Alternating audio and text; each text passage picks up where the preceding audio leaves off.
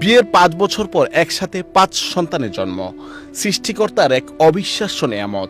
দীর্ঘ ৫ বছরের ধৈর্যের ফসল ৫ সন্তান, কিন্তু সেই ধৈর্য আর সংগ্রাম যেন আরো দীর্ঘায়িত হচ্ছে সোহেল হাওলাদার ও লামিয়া বেগম দম্পতির জন্য।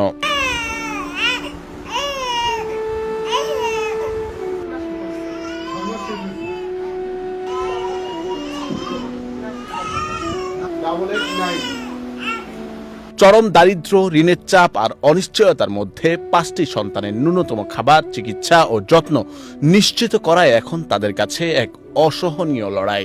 আল্লাহ আমার 5টা বাচ্চা দান করছে। অনেকে তো কান্না করে অনেক বাচ্চা পায় না, আর আমার আল্লাহ খুশি হয়ে তো 5টা বাচ্চা দিয়েছে। ও যে বড় করতে পারি, আপনারা দোয়া করেন সবাই যে ওর যে বড় করতে পারি। কেউ যদি সহযোগিতা করে, 5টা বাচ্চা পালতে তো অনেক কষ্ট হয়ে যায়। সেই জায়গায় একটা বাচ্চা পালতে অনেক কষ্ট হয়ে যায়, যে জায়গায় আমাকে 5টা বাচ্চা, কষ্ট তো অবশ্যই। আমার হাজবেন্ড একটা ছোটখাটো একটা মুদি দোকান দেয়, 500 টাকা ইনকাম হয়, তাই আমাদের 2500 টাকার মতন ওদের খরচই হয়ে যায়। বাউফল উপজেলার ধুলিয়া ইউনিয়নের চাঁদকাঠি গ্রামের বাসিন্দা সোহেল হাওলাদার ও লামিয়া বেগম বিয়ের ৫ বছর পর একসাথে ৫ সন্তানের জন্মের খবরে আনন্দের জোয়ার নেমে আসে তাদের মাঝে। কিন্তু সেই আনন্দ বেশি দিন স্থায়ী হয়নি।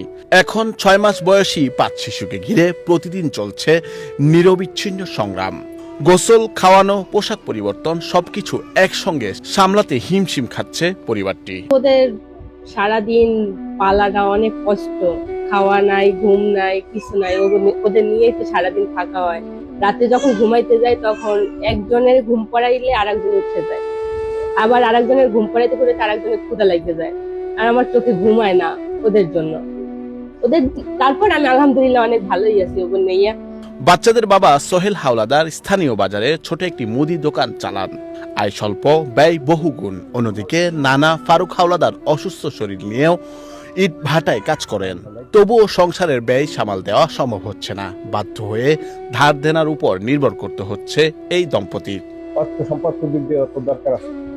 একটা বাচ্চা পালতে অনেক কষ্ট মানুষের, কিন্তু আমাদের 5টা বাচ্চা নিয়ে অনেক কষ্ট হইতে আছে। কিন্তু কষ্ট হইলেও আমার জিনিসটা নিয়ে হারাই দিতে হবে না। কিন্তু এর জন্য আমাকে এলাকায় লোক আছে, কিন্তু হারাই আজ পর্যন্ত আমার দিকে কিছু খেয়ালও নেয় নাই যে কি অবস্থা আছি বা কি অবস্থা ই করি, নাতি করে কিভাবে চলি ফিরি, কোনো খবরই তারা নেয় নেই এলাকায়।